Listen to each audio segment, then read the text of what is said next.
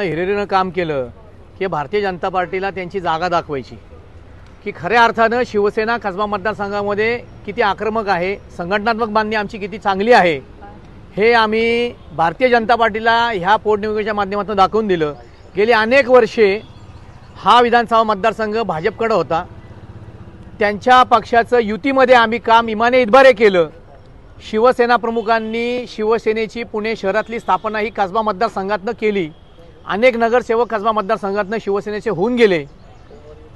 पोटनिवडणुकीनं सुद्धा आम्ही धंगेकरांचं काम एवढ्या चांगल्या प्रकारे केलं, एवढ्या आदित्य ठाकरेंची रॅली इतक्या मोठ्या प्रमाणात झाली आणि त्याचं पर्यावसन या महाविकास आघाडीच्या विजयामध्ये झालं। आणि आमचे आता मित्र आमदार रवींद्रजी धंगेकर हे लोकसभेचे महाविकास आघाडीचे पुणे शहराचे उमेदवार म्हणून त्यांना उमेदवारी मिळाली। तोच पॅटर्न घेऊन महाविकास आघाडीची जी काही व्यूहरचना आहे त्या माध्यमातून ते खासदार होणार याची आम्हाला खात्री आहे। कसब्यातल्या आमच्या पदाधिकाऱ्यांना ही मांडलं या ठिकाणी मीटिंगमध्ये महाविकास आघाडीच्या कुठेही लपून छपून मांडलं नाही की आता रवींद्र धंगेकर जे आमदार आहेत ते खासदार होणारच आहेत। जी संघटनात्मक बांधणी आमची कसबा मतदारसंघात आहे त्यासाठी आम्हाला कसबा मतदारसंघ शिवसेनेला मिळावा हे म्हणणं त्या महाविकास आघाडीच्या बैठकीत मांडलं की धंगेकर हे खासदार होणार ही काळ्या दगडावरची रेघ, म्हणून हा विधानसभा मतदारसंघ आता शिवसेनेला मिळावा। खरं तर काँग्रेसकडे आता दुसरा उमेदवार असा जिंकून येण्यासारखा नाहीये, म्हणून ही आमची संकल्पना आहे की आमच्याकडे कसबा मतदारसंघामध्ये लढणारे अनेक स्थानिक उमेदवार आहेत। कुठलाही मतदारसंघाच्या बाहेरचा उमेदवार आम्हाला आणण्याची गरज नाही। कार्यकर्त्याच्या भावना आहेत त्या आम्ही वरिष्ठापर्यंत पोहोचवल्यात, महाविकास आघाडीच्या मीटिंगमध्ये सांगितल्यात।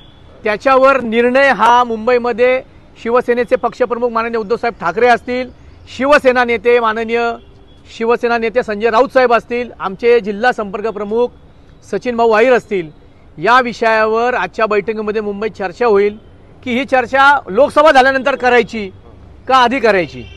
आता लोकसभेचा सगळा हा उहापोह चालू असताना विधानसभेची चर्चा होईल की नाही माहीत नाही, पण सर्वस्वी निर्णय आम्ही उद्धव साहेबांवर सोडलाय। पण आमची ही मागणी प्रत्येक पदाधिकाऱ्यानं वरिष्ठांकडे लावून धरली आहे, त्याच आम्ही जोमामध्ये प्रयत्नामध्ये आहोत। आमच्या वरिष्ठांकडनं हमी अशी आम्हाला येत नाही, आमच्या पक्षामध्ये आदेश चालतो, आदेशावर चालल्याने आमची शिवसेना आहे। काँग्रेस सुद्धा आम्हाला काल म्हणले की लोकसभा होऊ द्या, विधानसभेच्या वेळेला यावर आपण चर्चा करू, अशा प्रकारचं त्यांनी वक्तव्य आम्हाला दिलंय। नाही म्हणाले नाहीत, आपण चर्चा करू असं आश्वासन त्यांनी दिलंय।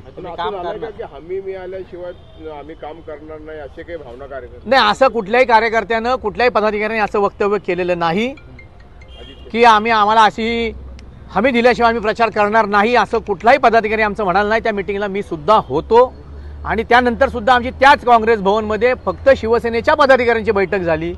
त्यामध्ये पुणे लोकसभेमध्ये आपण कशा प्रकारे प्रचाराला सुरुवात केली पाहिजे, कशा प्रकारे हा विजय आणला पाहिजे, हा विजय आणला तर आपल्याला आपली मतदारसंघ आपला मोकळा होईल याच्यावर चर्चा केली। म्हणून आम्ही हिरिरीनं या प्रचारामध्ये उतरतोय आणि लोकसभेचे महाविकास आघाडीचे उमेदवार रवींद्रजी धंगेकर यांना चांगल्या मताधिक्याने निवडून आणण्याचा प्रयत्न आमचा चांगला राहील। त्यामध्ये शिवसेनेचा खारीचा नाही तर मोठा वाटा असेल।